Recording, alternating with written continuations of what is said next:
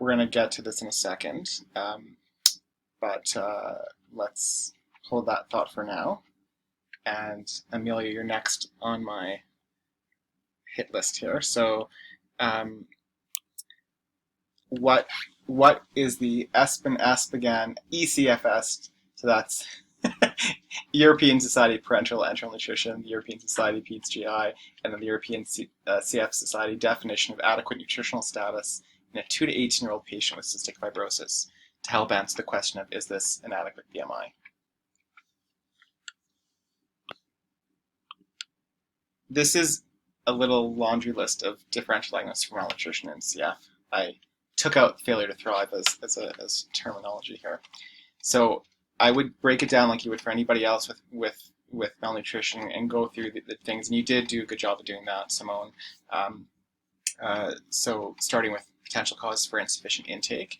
And I break it down this way, and it is a bit old-fashioned, but that really does help kind of go through, and I actually think you could make an argument for each one, right, as long as you were specific as to why insufficient intake, right, because there's lots of different reasons. So from our perspective, we want to make sure there's no insufficient intake due to discomfort related to CF-related GI disease, right? Could there be reflux disease, constipation, DIOS, small intestinal bacterial overgrowth, gallstone disease, different etiologies there. We also, there could be discomfort or anorexia related to respiratory disease, right? Due to increased work of breathing, inflammation, and all the cytokines associated with that. Our patients have nasal polyps, and that's actually commonly reported as a reason for poor intake or sinusitis when things get a bit worse because of the hyposmia. And anosmia that's associated with it, so it affects their appetite and interest in food. There could be medication side effects, stress, anxiety, from now moving on to psychosocial. Yes, and we do have patients with eating disorders with fear of gaining weight, and then there could be factors not even related to the illness, such as food security. There's actually been some good studies that suggest that food preparation skills she's not quite an adolescent in this case, but in adolescent patients do predict nutritional outcomes. So that alone is obviously a significant piece. There's increased energy needs and expenditure, which we know is well established in patients with CF, and it actually has also been studied, shown to have increased energy expenditure in patients with pancreatic insufficiency, even those on pancreatic enzymes for reasons not quite known. But in terms of things we do know, obviously CF lung disease is the biggest factor, right? The persistent inflammation and infection. So you could count exacerbation or progression of the disease itself as etiologies. Sometimes hard to distinguish the two. And there are obviously metabolic alterations. So if you have CF-related liver disease, as Jacqueline pointed out, particularly with associated insulin resistance, it can lower the insulin's anabolic effect, and CF-related liver disease, particularly when it's advanced, can lead to malnutrition. And then, of course, from our end, the big thing that we need to look at is malabsorption. So actually, one of the first things we ask about, so our big ticket items are intake, what's affecting the intake, things that might be increasing the demand, so particularly looking for respiratory exacerbations, and then the big thing on our end is how are they taking the enzymes, right? Because that's a huge part of the absorption in the over 85% of the population who have pancreatic insufficiency. If they're not adherent, which is a big factor, or if they're not taking it appropriately, or they're underdosing relative to the fat content that they're taking. And then in some cases, they do need some acid suppression on top of the enzymes to help them work better, because the enzymes work better in a more pH neutral environment. And as we'd already talked about, the intestinal lumen is generally more acidic because of the lack of pancreatic bicarb secretion. There can be infections, and we know that patients with CF are at higher risk of Giardia, and we do see some C. diff. It doesn't necessarily confer a higher risk, but we certainly do have patients with CF who have developed C. diff. And then, of course, small intestinal bacterial overgrowth and other associated immune mediated diseases, which I'm going to talk about later.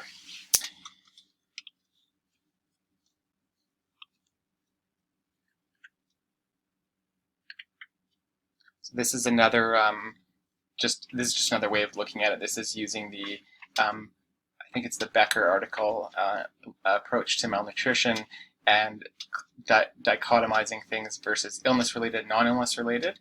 And you can see here, obviously, there's things that are both acute and chronic that can contribute here, of which I've already kind of talked about most of these things. And then on the side here, you usually have to discuss whether or not there is inflammation associated with it, because that does have a impact on your ability to improve nutrition.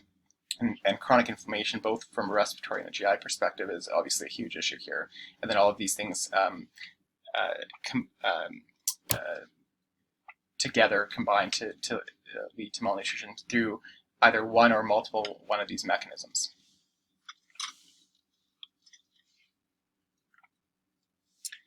So again, the point isn't to talk too much about nutrition, but I did actually add a few slides in because I think this is important, and we need to do a full CF nutrition talk anyways at some point. But the ESPA and ESPGHAN ECFS guidelines are actually very in line.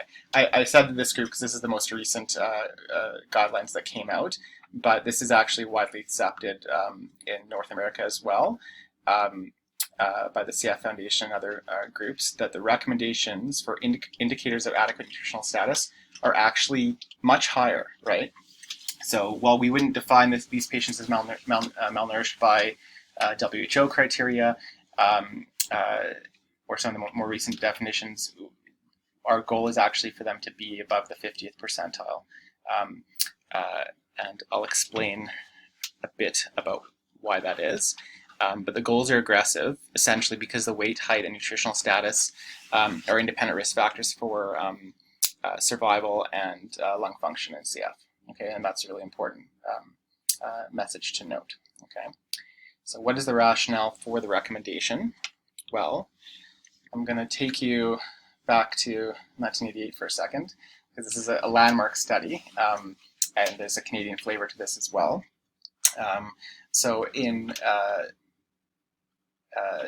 at that time, they published a study looking at basically comparing Toronto and Boston, okay, two big CF centers, and looking at overall survival. And the obvious thing that jumps out at you is that the long-term survival in Toronto was significantly higher than that of Boston. And then they actually, for sake of argument, put in other centers in Canada and US, and obviously Toronto stood out in some way. Okay, and I don't know why I have this tendency to copy and paste text from older articles, but I just find the wording really nice here. So I just want you to read what they said, and this was the first kind of thing that they said, which was that basically they said that the centers obviously differed in how they approached care, but the general approach had been the same. Okay, so then they say, however, the approach to diet and pancreatic supplementation was radically different between the two centers. In the early 70s, Crozier from Toronto advocated a high-fat, high-calorie diet with up to 20 to 30 enzymes per meal, which obviously is we'll get to, is not something we do anymore, but the idea was they were giving very high amounts of fat and lots of pancreatic enzymes, whereas Schwachman, who I assume is Dr. Schwachman of Schwachman Diamond lore, had advocated low-fat, high-calorie diet with much less pancreatic enzymes, mostly for symptom relief and avoidance of pancreatic stimulation. And that was actually not necessarily unique to Boston, but that was seen in other centers as well. So they are the first ones to actually postulate that maybe the nutrition actually makes a difference in terms of long-term survival. That's sort of the main take-home message here. And for what it was worth, in the study, they actually showed that males had a higher weight over time. Again, it wasn't powered to study that, but males had higher weight and height relative to their counterparts in Boston.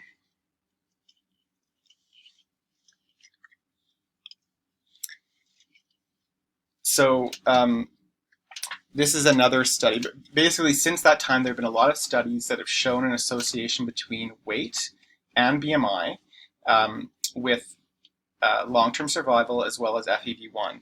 This one gets a lot of attention, understandably. So this was actually looking at the weight for age percentiles at 4 years of age, and then they kind of stratified them based on where they were at, and they noted here that there was a positive association between the weight for age percentile at 4 years and long-term survival. There was also fewer acute pulmonary exacerbations, fewer hospital days in hospital, and also lower rates of glucose tolerance and diabetes. And this was obviously carried out long term. Like these benefits were seen long term. And this obviously they stopped the study at 18 when they turned adult, so basically extending into adulthood. And so the theories as to why this may be an improvement, it leads to the improvements, is that poor nutrition early in life may result in poor lung growth and development, and that having a greater weight at age 4 may lead to larger lung volumes and then enhanced pulmonary reserve. The other theories are that generally increased weight would correspond to increased lean mass, although obviously that's not there's no direct correlation there, but the idea being that if you have improved lean muscle mass, you also have improved respiratory muscle, associated muscles and function there as well, so you have better reserve. And then this was another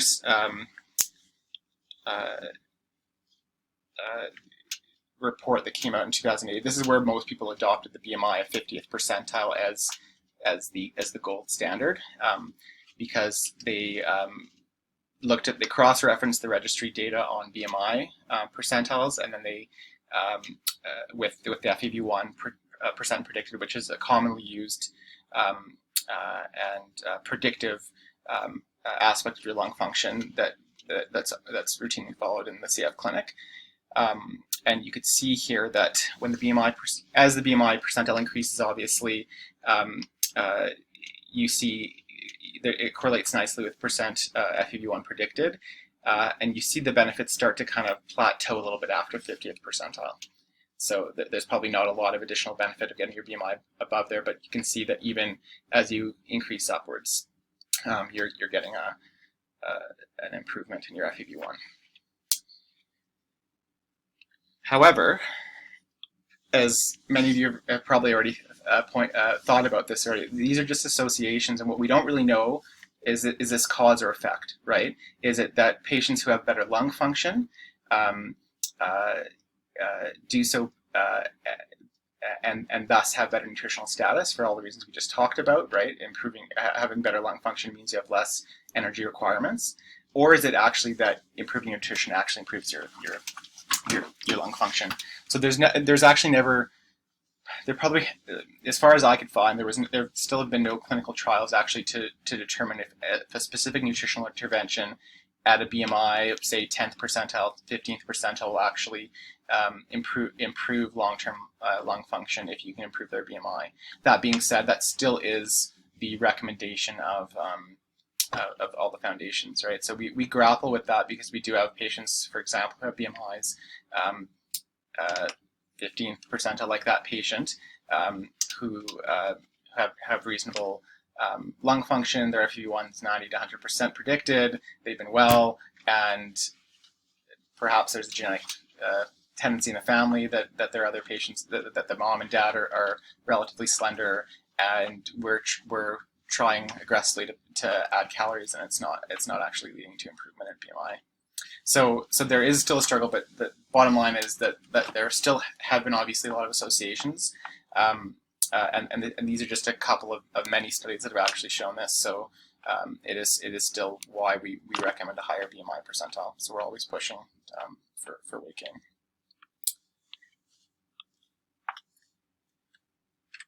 Okay, so back to the vignette. That was a little bit of a detour. So more information. The 12-year-old has had a 1-month history of diarrhea, abdominal pain and bloating, and a 2 kilogram weight loss.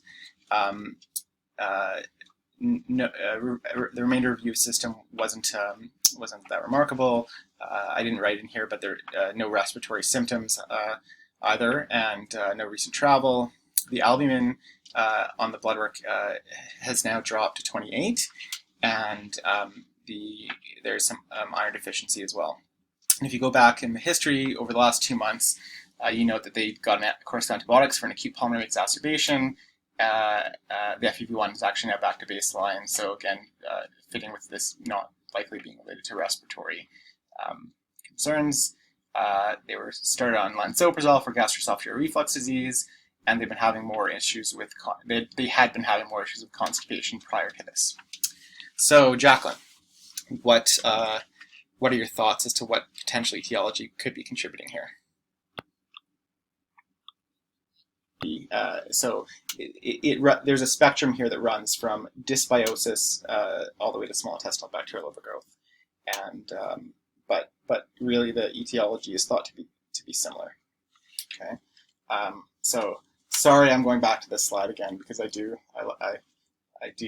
like this slide as an explanation. Okay, so ultimately, if we talk about this again, it's the combination of altered intestinal luminal milieu and dysmotility that is thought, just like in the lungs, I guess, with the exception of the dysmotility that we don't see, right? They just have the altered intestinal luminal milieu. We have the motility on top of that in the GI tract because it's a bit more clever.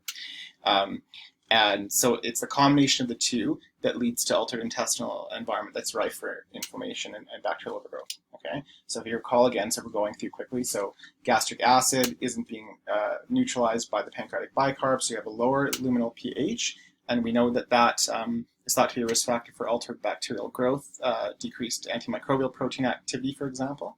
Now note that we often use PPI, but this has also been considered a risk factor for small intestinal bacterial overgrowth, and this is because of the protective effects of gastric acid against swallowed bacteria. So they're kind of two opposite reasons, but in sort of, if you're thinking about working in different areas of the gut, lower gastric acid in the stomach being protective, less protective, but also having an altered intestinal luminal pH. Okay, so that's one reason, probably a lot more of a minor one.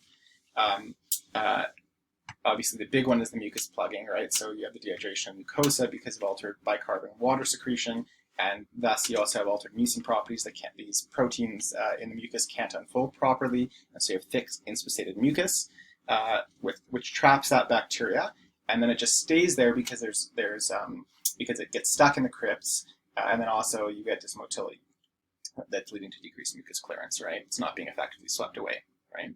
So dysmotility is actually a really strongly associated risk factor for bacterial overgrowth in CF. Okay, and then the combination of all those things is you get this kind of vicious cycle that people suspect of bacterial stasis and dysbiosis, leading to inflammation, leading to alterations in the gut barrier, right? And that's thought to be an issue. The other thing we know is that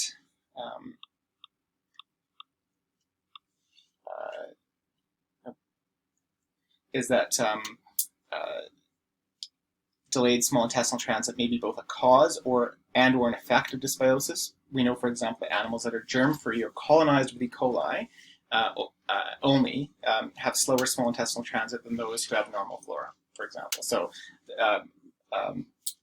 there's all those factors. Plus, then you add in the disease-related factors, things like we talked about, like PPI use, recurrent antibiotics, which is obviously a huge risk factor, and then other things like if they've had previous bowel disease, meconial ileus, previous bowel resection, DIOS, constipation. Okay, so I highlight that in a bit. Okay.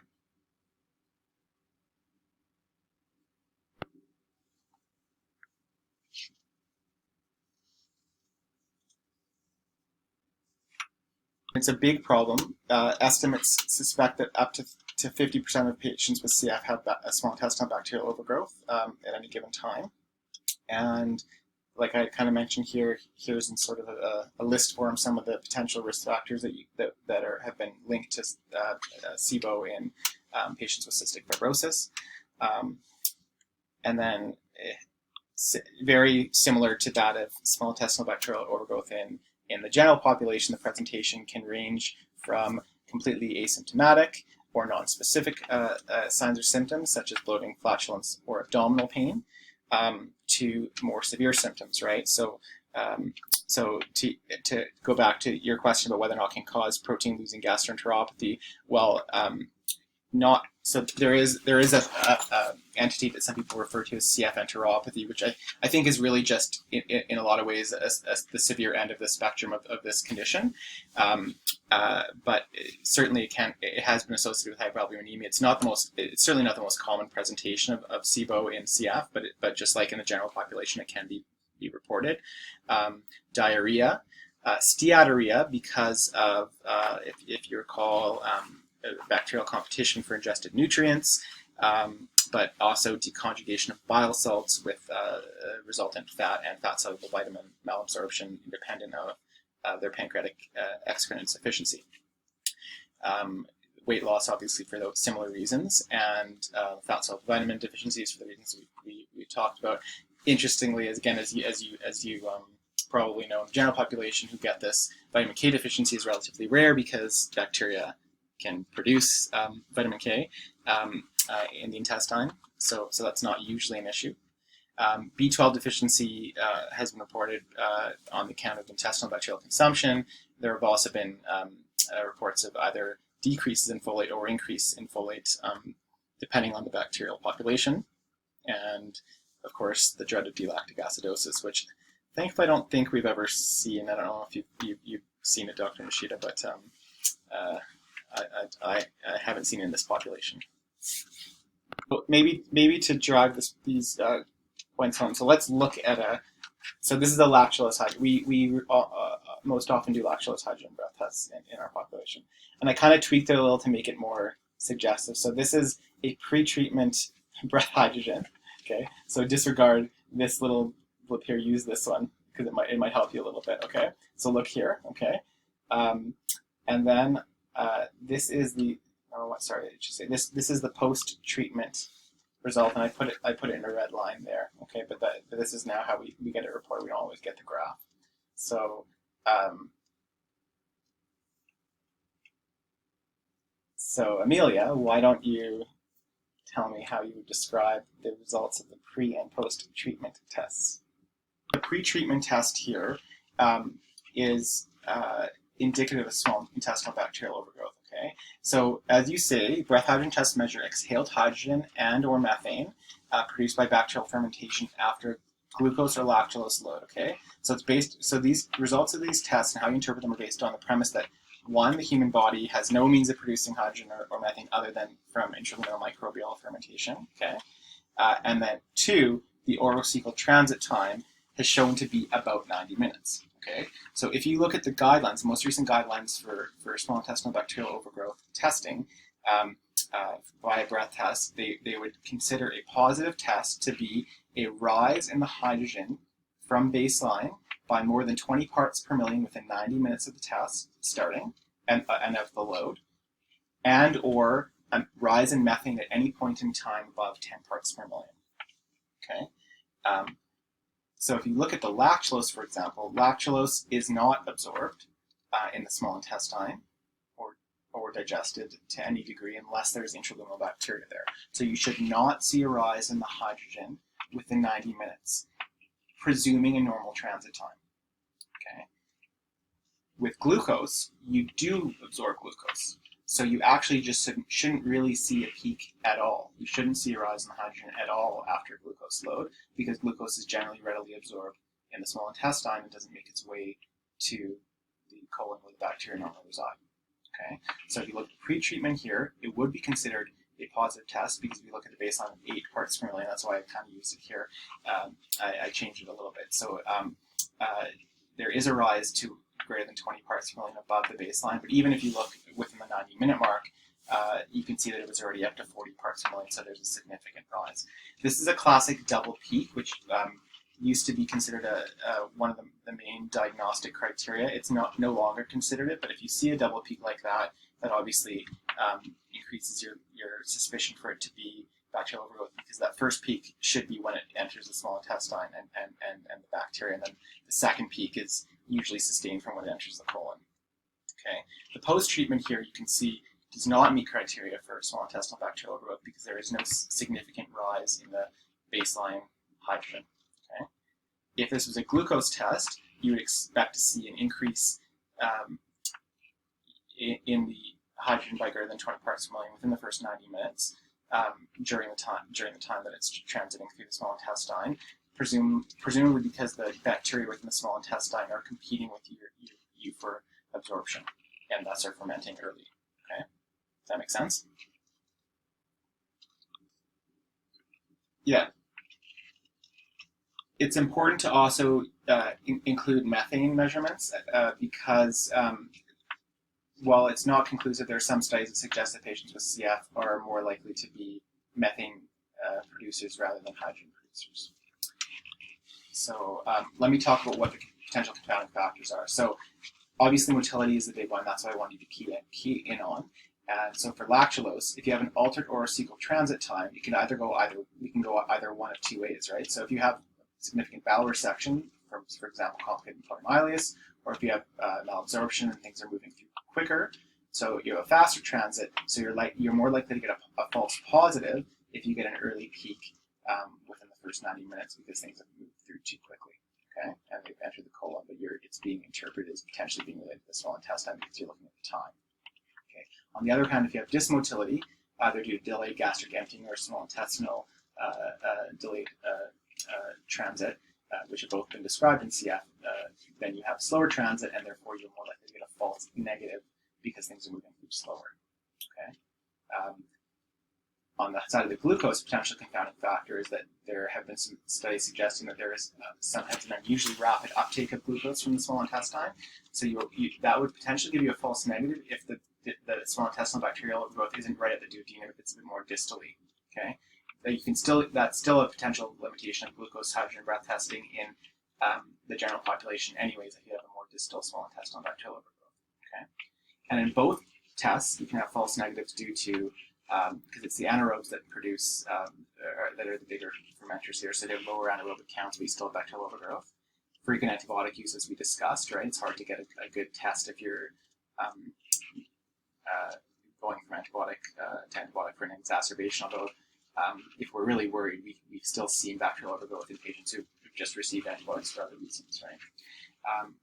Sort of what Simone was getting at, but so you may not be able to breathe out well enough, right? Because you have to do a good exhalation for them to collect a sample. But the other thing is there may be gas retention from mucus-plugged airways because of advanced lung disease that can also lead to false negatives. And then, as I already mentioned, non-hydrogen producers, which is why we recommend it being done with methane.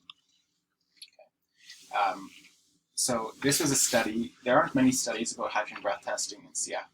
Our clinic is actually rife to do one because we have so many good studies to look at. But there was one study looking at glucose hydrogen breath test. And so they compared controls who were patients referred to the GI clinic for small intestinal bacterial overgrowth testing for other reasons versus CF patients who may or may not have had symptoms consistent with it, and were considered actually lower risk for developing small intestinal bacterial overgrowth. And they used a glucose hydrogen breath test in the study, and they found that so one big finding was that the mean fasting levels were actually significantly elevated in the CF population, which was what Helen was getting at, which is that having a very high fasting level may also, although it's not considered one of the stringent diagnostic criteria, it to us is a significant clue that there may be small intestinal bacterial overgrowth at baseline. Okay, so that was one significant notice. The other thing is that there wasn't actually a difference between breath positive and breath negative study patients in terms of their symptom scores, which goes to the point that a lot of them can be asymptomatic, which is why we often do surveillance in some of our patients who are at higher risk. Okay. Associations in the study were associated with a positive result was recent azithromycin use. They didn't look at all the other antibiotics, but obviously that goes to our known risk factor of antibiotics. Okay. Negative association with laxative use. Okay, so that goes to perhaps an effective motility being helpful in clearing the bacteria. And then they found a negative association between a positive test and use of hypertropium, which when they were trying to speculate as to why, on the one hand it increases anticholinergic relaxation, so it may slow motility, but on the other hand it decreases mucus secretion by goblet cells, which may be a good thing in CF, right? So those are the associations that they found. This is one of the only study that looked at it. Associations. What was not associated in this small study was acid blockers, lung function, and genotype.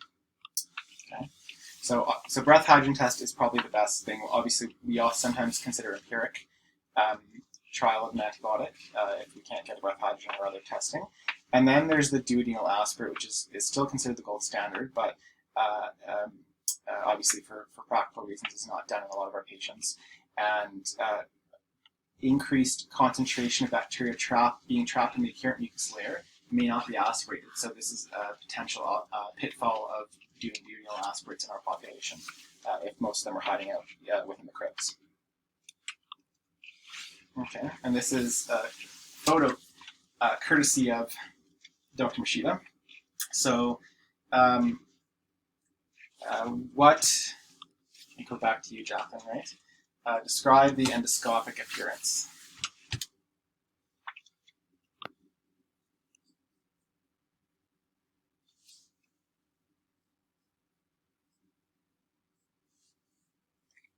Yeah.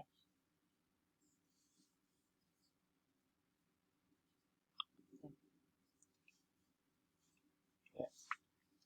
So appearances can often be normal endoscopically, or there can be non-specific changes of inflammation, right? Varying from edema, erythema, friability, rarely ulcers, and villus blunting. So these are also some slides of patients with bacterial overgrowth, and really, as we mentioned, the findings can be non-specific, but they can vary from things like here. You can see that there's villus blunting. You can also see features of cryptitis, although I'm not showing it here. You can also see some intraepithelial lymphocytes. I don't know if you notice a few here. Are you seeing my pointer? Anyway, so you can see a couple intraepithelial lymphocytes, and sometimes eosinophilia is also noted.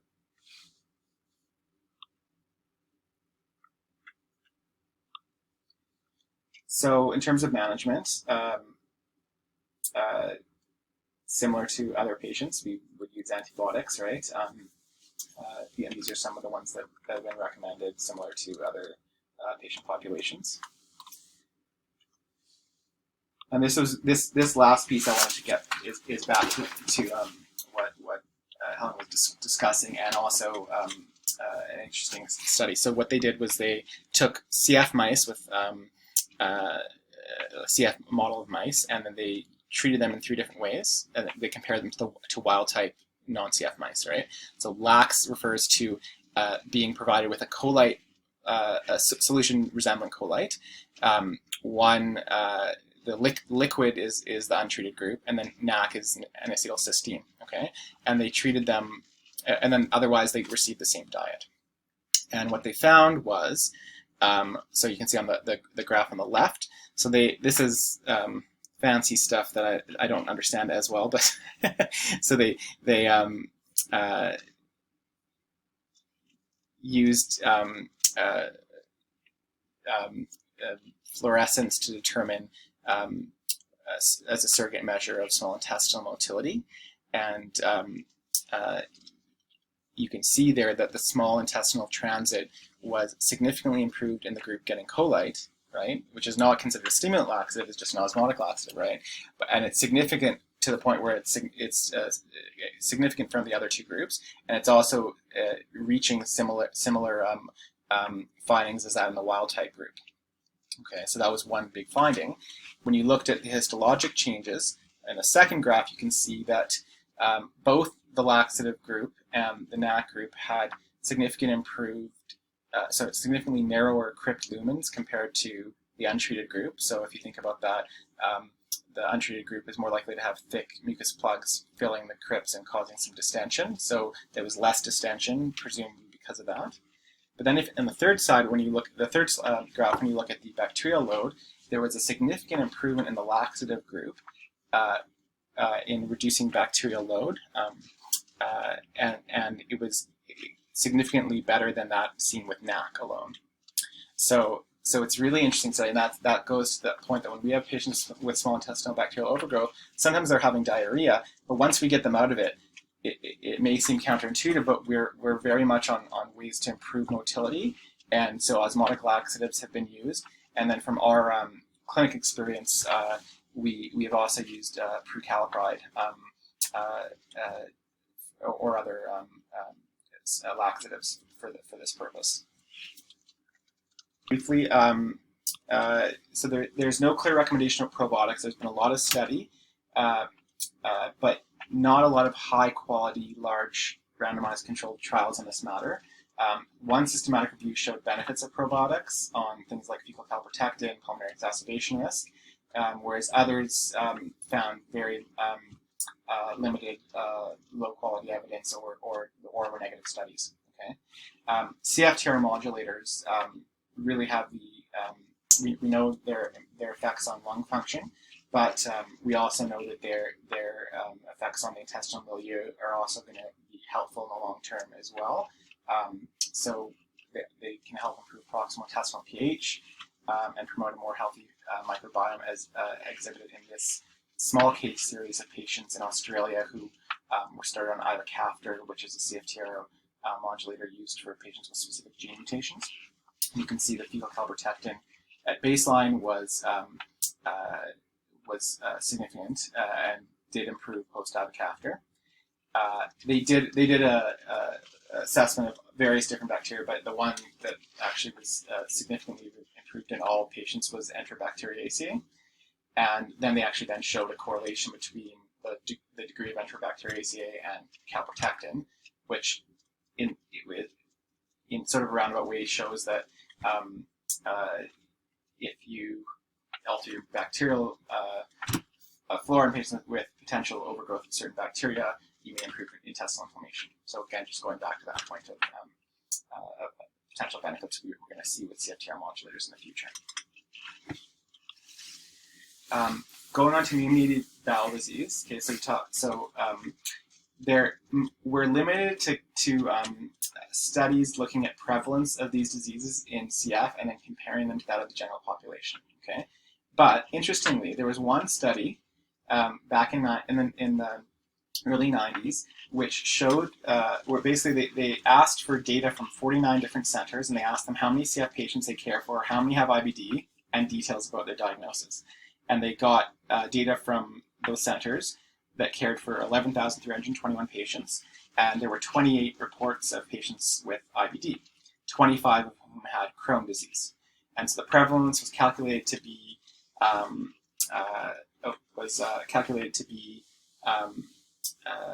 1 in 404 in that population, and 1 in 452 in general. And so they compare that to contemporary data at the time. They said, well, obviously this is a significant increase, up to 17 times that of the general population. But there has been no study since, and we just don't have any data. Part of it is obviously because IBD is quite rare, and we have relatively smaller numbers of patients to look at, but again, a good opportunity for a study in the future.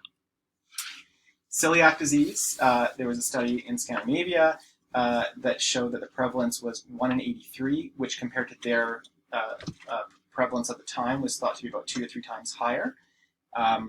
There have been other studies that have shown this as well. It's a higher rate of celiac disease in patients with CF. Theories being pretty much going back to that little box in my previous picture about intestinal permeability and inflammation being associations and affecting altering the intestinal epithelial barrier and permeability. So that's the theory behind why it may increase the risk for celiac disease. And there's some recent work in ACFC that also showed a potential mechanism for CFTR mutations in and of themselves. Allergy, I'm not going into too much detail. It's unclear if there's an association, but consider it. And the big thing to think about is that these presentations may obviously mimic CF and may also mimic CF-related enteropathy-related small intestinal bacterial overgrowth. So suspect these if they're having poor weight gain, diarrhea, fatigue, or abdominal pain. if the albumin's low, and particularly if the symptoms persist, and or you've tried treatments for bacterial overgrowth that have been unsuccessful.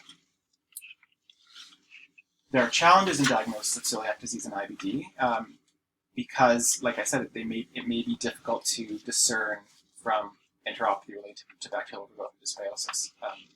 So for one interesting study they did, they found that via capsule endoscopy that it may show ulceration, erythema, or mucosal breaks in up to 70% of patients who are pancreatic insufficient, and 46% of patients who are pancreatic sufficient. Again, probably highlighting the significance of bacterial overgrowth in the population, but also obviously that these findings could be similar to that what we see in IBD. That same study looked at patients with pancreatic insufficiency and found that up to 85% of them had an elevated fecal calprotectin, which obviously is one of our screening tests to distinguish things like IBS from IBD. And then there was another series that showed that ASCA, which we know is one of our screening tests for Crohn disease, was also found to be positive in a significant percentage, up to 20% of CF patients, none of whom were found to have Crohn disease.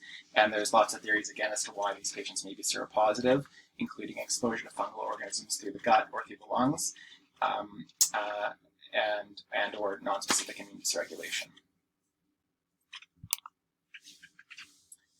So moving on to other. I'm going to stretch here. So we're going to talk about these findings here. And I'm going to ask Louise Amelia, what are two possible explanations for rectal prolapse in cystic fibrosis?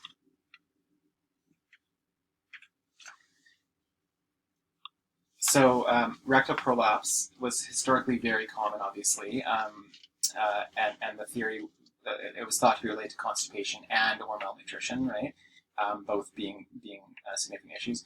And the big thing we knew was that it was more likely to be found if the patient was not on pancreatic enzymes, right? And if we think back to why that may be the case, obviously from a nutritional perspective, that's one thing. The second reason is, as we talked about, having fat malabsorption can activate the ileal brake and sometimes affect your motility, right? So leading to straining. The other thing too is if you're having diarrhea from fat malabsorption, you're going to be straining more as well, and all those things can contribute to prolapse. Okay. At one time, up to 20% of individuals who were diagnosed with CF had rectal prolapse, and now, as you can see here in the CF registry data from 2013, the annual incidence is only about 0.9%. And if you look at presentation of diagnosis, in 2013, only 0.5% had rectal prolapse. And if you actually then compare to what the age of diagnosis was, if they were diagnosed under the age of 1, presumably that would have likely been via newborn screening. Whereas if it was greater than 1, less likely detected through newborn screening. And obviously that's the group that had a slightly higher rate of rectal prolapse. So thankfully becoming a thing. I think I've seen one patient with it since I started, and I'm sure Helen's seen a billion. So that's lucky for me. Okay. Sorry? Yeah. So bowel wall changes, well described. Clinical significance, we think there is one, but it's been yet to be truly fleshed out. Okay. I'm sure Jen or Amelia can tell more about, but you can see that that's obviously a thickened bowel wall, which I was trying to demonstrate. You can see there the different layers of it nicely too, and you can see the two crosses there indicating where the measurement's coming from. And it may be age related, so you may be more likely to see thickened wall with increased age, particularly during pediatrics. The other thing that has been described, but not in a large series, is something called colonic wall redundancy. Okay, you'll see it reported by our radiologist here sometimes as CF colopathy, but again, we're not really sure what it means. Okay, we certainly see an association with patients who have or more likely to have constipation and DIOS, and what it is how it looks is kind of how you're seeing there between the right colon and the transverse colon there, that the overlapping colonic folds produce this kind of doubled or tripled appearance of the wall, or the other description people describe it as kind of wrinkled looking, and sometimes that can actually mimic an intussusception. Okay, it probably represents a chronic disease, and it's more frequent in the ascending colon, which again makes sense if we think about the area that's most likely involved in DIOS. So it has only been described in adults in the case series, but we've had several adolescent patients, and some younger patients who have already demonstrated these changings via MR enterography.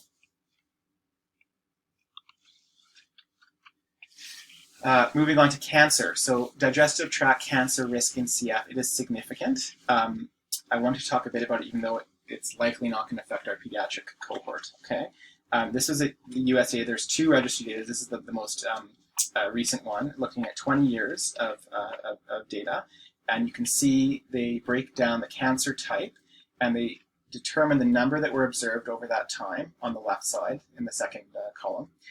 And then compare that to the number expected based on prevalence data in the general population for that patient's age, and they were followed over time. And then they calculate the standardized incidence ratio, and obviously the take home here is that there is a 3.5 standardized incidence ratio for digestive tract cancers of all type.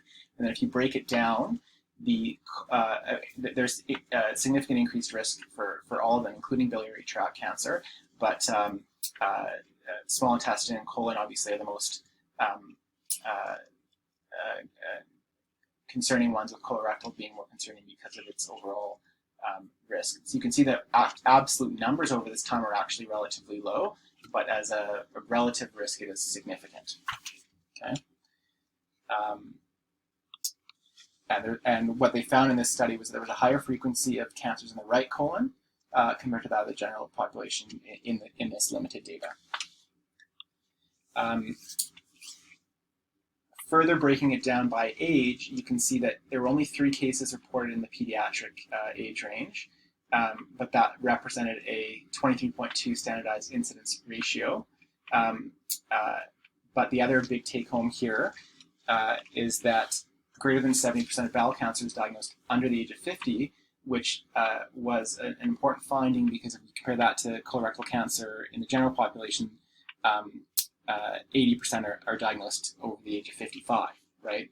So obviously cancers that are developing, these patients are developing much earlier with a mean age of 40 years. And you can see cases of it, as we said earlier. And then if you further look at the patients with CF who've developed who've had lung transplants, you compare them to the non-CF patients. So this is, they did a transplant cancer match study linking solid organ transplant registry to data from the US state cancer registries. And they looked at lung transplant recipients who had CF versus non-CF, and then they compared that to the general population. So you can see that there are significant increased risks for cancers in both groups, but if you compare CF versus non-CF, there's significant increases for all cancers, as you can see on the left, but also for esophageal and colorectal cancers. And then if you break that down, it didn't seem to matter. There was significant increased risk of colorectal cancer at any site. This was, and colorectal cancer represented 18% of all cancers after transplant. Median age of diagnosis was 43, and the median time from transplant to colorectal cancer in those who developed it was 6.4 years. So pretty soon after. So putting all that together, now starting to think about what are some possible explanations for the increased risk of colorectal cancer in CF? It's kind of a tough one, so I'm going to throw it out to all of you. So there's transplantation, which I obviously mentioned is a significant risk factor and thought to be related to immunosuppression, similar to that in other patients who've received transplant, but obviously there's something that makes it a significantly higher risk factor in patients with CF. Then we look at what kinds of things are associated with colorectal cancer and that of the general population, and perhaps there are some things there that CF patients have a disproportionate burden of. So diabetes is one risk factor that's been shown. It's unclear if CF-related diabetes increases the risk, but you would imagine that it probably does. Diet and environmental is an interesting one, because we recommend a high-fat, low-fiber diet, relative to the overall energy intake, and that's been certainly shown as a risk factor in the general population, as has low physical activity, and unfortunately due to lung disease, that can be a risk factor in our population, particularly those obviously awaiting or post-transplant. And then we talk about potential protective factors being vitamin D and vitamin E, and some patients with CF are at risk for malabsorption, although that is less of a factor now that we are providing multivitamin supplements and pancreatic enzymes. But the big two are actually the last two here. So dysbiosis and inflammation. So there have been study or suggestion that inflammation will lead to damaged DNA, activating oncogenic signaling pathways or producing mutagenic metabolites.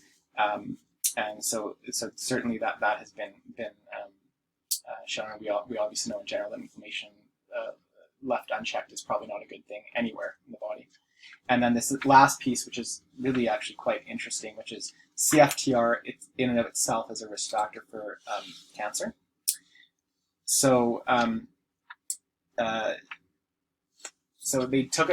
used a mouse model that had a specific CFTR knockout, which who had in that model the intestinal pathology was very similar to that of seen in humans with CF. So they used that as a model, and they just followed them over time. And the first thing they observed was that there was increased tumor formation in the intestine, with about a greater than 60% penetrance of patients developing intestinal tumors, suggesting that CFTR knockout alone may be sufficient to induce tumorigenesis. And then they actually took biopsies from normal areas and from the adenomas, and showed dysregulated genes involved in the immune response, ion channel function, etc. For the second part of their study, they actually crossed the knockout mice with another gene mutation, APC, which, as you may know, is the gene associated with familial adenomatous polyposis. So they crossed. If you cross the two, that there was enhanced intestinal tumor incidence and number compared to patients with just an APC knockout or an APC mutation. So they were wondering, they've suggested that perhaps CFTR may have a role as a tumor suppressor gene, which has never been thought about before. The other interesting thing is that in humans with colorectal cancer early stage, it was a little hard to understand the study, but they basically measured mRNA expression of CFTR and within the adenomas, and they found that, and they stratified them into low expression versus high expression, and they found that those with low CFTR expression, so like CFTR dysfunction, had lower disease-free survival. And they did two subsets here, which you're seeing here, and there's a significant difference in both. So putting all this together, the question now actually is whether or not CF itself could be considered a colon cancer syndrome, similar to hereditary non-polyposis colon cancer or familial adenomatous polyposis. So another study that they did was they actually did CF at a CF center in Minnesota. They did colonoscopy screening, and they determined that anybody over the age of 40, based on the data that I presented earlier, should have a screening colonoscopy if they were safe and able to do so. And they found that of them, 43 out of 88 had polyps. They found that 16 out of 43 had a repeat exam considered to be surveillance because they'd found a polyp. And in that repeat exam, 81% were positive. And then in those who didn't have a polyp initially, they rescreened only, I don't know why they only got these numbers. It might have been due to patient preference, but only 15 were rescreened 3 years later. And 7 or 47% of those who were rescreened did have adenomas within that time. So that data is represented here. And they actually then looked at the patients who had a polyp initially. And you can see here that a significant percentage of them had a recurrence of polyps within 1 or 2 or 3 years. And the ones that are asterisked and bold indicate actually advanced polyp features. So you can see in some patients, obviously they were the ones at the highest polyp burden initially, had polyps that were significant, had advanced features even as early as 1 year after the initial scope, suggesting that, again, likely an advanced adenoma carcinoma sequence in this population. So thankfully, these are the screening and surveillance guidelines that have been developed based on some of the data they have. You can see it doesn't really impact us, other than the population I would bring out would be the transplant population. It says over the age of 30, within 2 years of transplant, they should be considered for colonoscopy screening, and I would also just consider that in patients who are in our age group who have had transplant, who have symptoms that are concerning, that they should be screened as well, given that we don't have a lot of data in the pediatric population post-transplant. So moving to the last set, I just want to talk about these two of these three things in good detail. Okay, so I think I skipped you, Simone. So I want you to list 3 potential risk factors for reflux in CF. Pediatrics and adults with prevalence being anywhere from 35 to 81%, and there are a lot of suggested and supported risk factors. So these include, as you mentioned, the high-fat diet that we provide and/or malnutrition being a risk factor. Increased intra-abdominal pressure that may come from swallowing air, or may come from all the GI issues like constipation, DIOS, dysmotility. Gastric delayed emptying has been reported in a significant percentage of patients with CF.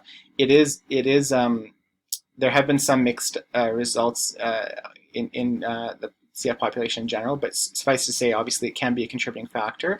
However, there hasn't been a strong link associated between delayed gastric emptying and reflux in the CF population.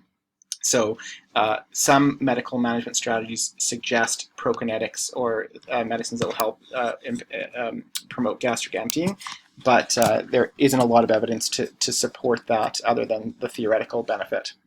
Medications may be contributing factors, although there aren't a lot that contribute to reflux.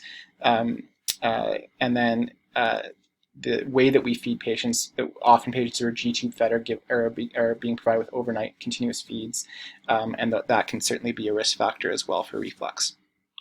And then, but probably most importantly is lung disease.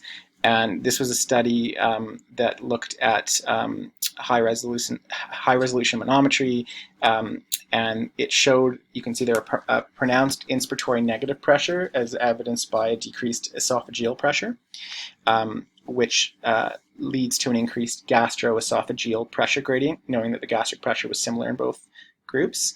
And so that would promote reflux. In this study, they actually showed that the number of transient lower esophageal sphincter relaxations was similar between the two groups, but that the majority of TLESRs were associated with reflux in the CF population, but not in healthy controls. And then, of course, lung disease itself can be an issue. So if you're having advanced lung disease, you're maybe coughing more, frequent forceful coughing, the physiotherapy associated with it, and then postural drainage techniques have also been associated with reflux as well. Potential consequences are very similar to that in the general population. CF is a well-established risk factor for gastroesophageal reflux disease and is also thought to be a risk factor for Barrett's esophagus. And perhaps, as I'd mentioned before, there is an increased risk of esophageal cancer in CF. Perhaps that may be part of the contribution there. Obviously, as we talked about before, if you're having reflux, it may affect your overall intake and lead to malnutrition. And it may, obviously, and more importantly, from quality and life expectancy, may actually negatively impact pulmonary function. There have been some studies showing that bile acids have been present in the saliva and sputum in some patients with CF, suggesting aspiration or reflux to the back of the mouth. And of course, aspiration of bile acids can be associated with increased airway inflammation and negatively correlated with lung function. To diagnose it, there are no established guidelines for reflux diagnosis or management in CF, so we do often defer to that of the general population. And just like that, the gold standard would be doing a multi-channel intraluminal impedance with pH study. The indications recommended are for declining lung function without an explanation, frequent respiratory exacerbations, again without an explanation, progressive nutritional failure, and plus or minus symptoms of GERD, because if we tested everybody with GERD, we would be doing a lot of impedance studies. So that recommendation has been mentioned as a consideration, but it's somewhat controversial because it would mean a lot of testing. And then, of course, endoscopy should be considered if symptoms persist despite medical management. And the reason here would be to rule out other diagnoses. I put a question mark in there, but I'm just going to, for the sake of time, I'll just say, like, with obviously similar things that we were looking for, EOE, another factor would be candidal esophagitis because it's the inhaled corticosteroids that these patients use, assessing for erosive esophagitis and or Barrett's esophagus. Okay, so Jacqueline, list 3 treatment options and or recommendations for reflux.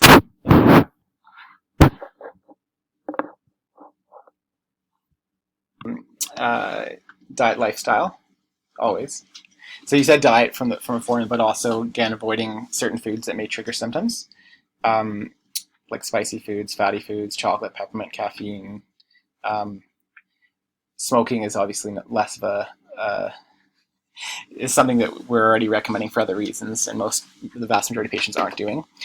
PPI, obviously, as you said, knowing that it will help with the acidic reflux, but it won't help with the duodenal gastroesophageal reflux that has been reported, and the potential risk for injury from bile acids. Prokinetic, like we talked about, and as you mentioned, can address the gastroparesis, but its efficacy has been unproven in CF, just for lack of studies. And then don't forget surgical interventions. Okay, so when would you consider Nissen fundoplication? Well, it would be similar in one sense to that of the general population. So if they have significant reflux-related symptoms, despite being on an optimal anti-reflux medicine, so that part would be similar. Most would recommend that you do a pH study in this scenario. And then the other thing though that's obviously slightly different is if you had significant reflux associated with worsening pulmonary status. And there's one study that's looked at the efficacy of Nissen fundoplication, and it was done in 48 patients with CF and uncontrolled reflux with worsening pulmonary disease. So in this population, they chose patients who had a diagnosis of reflux based on the pH. This time was just a 24-hour pH study, and they were already on a recommended dosage of optimal anti-reflux medicines. And they defined it as having more than 6% of the total monitored time with pH less than 4 in the distal esophagus, and they considered it surgery if patients had worsening pulmonary status and persistent reflux while on the medicine. As you can see here, so they have data from pre-Nissen and post-Nissen, and what you can see here is that the patients in general exhibited significantly fewer pulmonary exacerbations, and on the graph here you can see they had a slower decline in percent predicted FEV1 at 2 years post-surgery compared to 2 years pre-surgery. So even though the numbers are actually pretty similar 2 years post, there was relative preservation of the FEV1 percent, whereas in the 2 years prior it was decreasing. Okay, and the best benefits were seen in patients who had milder lung disease and in patients who were receiving G-tube feeds in terms of weight gain, which was also an improvement that was noted in this cohort as well. So moving on to fibrosing colonopathy. So fibrosing colonopathy first came to our attention in the 90s. And it started with a case series of 4 children who presented with what they initially had defined as complete distal intestinal obstruction syndrome, because obviously the presentation can be very similar to that of DIOS with abdominal pain, distension, vomiting, constipation. However, they did not respond to the usual medical management for DIOS, and they were behaving obstructed. Sometimes you can see a colitis-like picture with diarrhea and blood in the stool. This was the finding here. You can see significant mucosal and submucosal fibrosis with thickening of the wall. Other findings are loss of haustral folds with mild stenosis going all the way to severe complete occlusion, involving typically the cecum and ascending colon. And most patients who were reported with this required a hemicolectomy. Okay, this is a pathology specimen of one of Dr. Mashida's patients. You can see demonstrating the significant scarring, and you can see where the stricture was and the sort of where the probe is on the right side. What caused this? Well, we do think it was related to pancreatic enzyme supplementation and the previous practice of using very high doses. So the reports showed that the dosing that they were getting was somewhere, that it varied in these patients between 13,000 lipase units per kilogram per day, sometimes up to 90,000 lipase units per kilogram per day, because back then there were no specific recommendations on a maximum dose. And the other thing is that there used to be formulations that used very high doses of lipase within a specific capsule. Now our max dose is 25,000 lipase units per capsule, and it wasn't uncommon back then to have lipase of, I think, 50,000 or more per capsule. So those were the two theories, was that the high daily dose and the high dose per capsule. And the theory is that the powder, particularly in the powder form, but any enzyme that's sitting in the bowel for a long period of time with direct exposure to the intestine can cause inflammation and scarring over time. But there are some questions that remain unanswered, and one of those was it the high dose or was it the high strength method? Because we've since restricted the total daily dosing to 10,000 units per kilogram per day. But is it truly the total daily dose, or was it just the high dose forms that were being given that were the problem? Is there something related to coding? And there were actually some reports of patients who developed fibrosing colonopathy who had not started enzymes yet and so that obviously throws this question again. But again, the vast majority were in patients who were receiving enzymes. So our last thing I wanted to show is this was a patient that I did get consulted about as a fellow on a late Friday evening. I think it was with it might have been with Dr. Obel or Dr. DeBruin.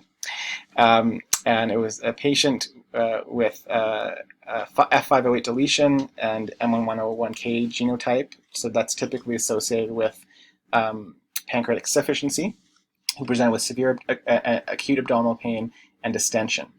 And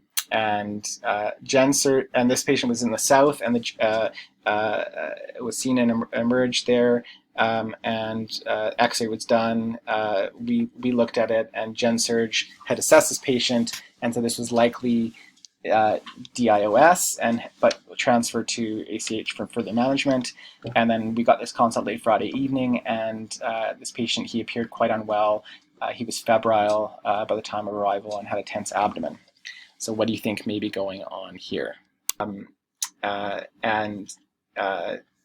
Again, the features that you pointed out were what I noted, right? So there isn't an actual fecal mass present in the right lower quadrant on the X-ray, and as you say, it's mostly air-filled, right? Distended loops of bowel, absence of positive gas towards the distal bowel, and the age doesn't quite fit as well, right? So I agree that was our concern, and it turns out they did have a small bowel obstruction due to adhesions. And needed surgical intervention. Finally, maxed out all I can get out of this, Chris. So you'll be happy to know. But these are the goals that I wanted you to get from this, or the key pathological consequences of CFTR dysfunction related to the GI tract. So remember that slide. Keep that in your memory when you're trying to rationalize a lot of the issues that result. Think of some of the environmental risk factors, so disease-related complications and the treatment of that, particularly related to lung disease, that are unique to some of these GI manifestations of CF. Think of some of the reported bowel imaging abnormalities in CF, which may or may not actually indicate disease. Differentiate some of the CF-associated conditions presenting with acute abdominal pain or chronic diarrhea and malnutrition. And then think about some of the principles of diagnosis and management of these conditions, which in many cases is similar to that of the general population, but obviously in terms of risk factors and management may vary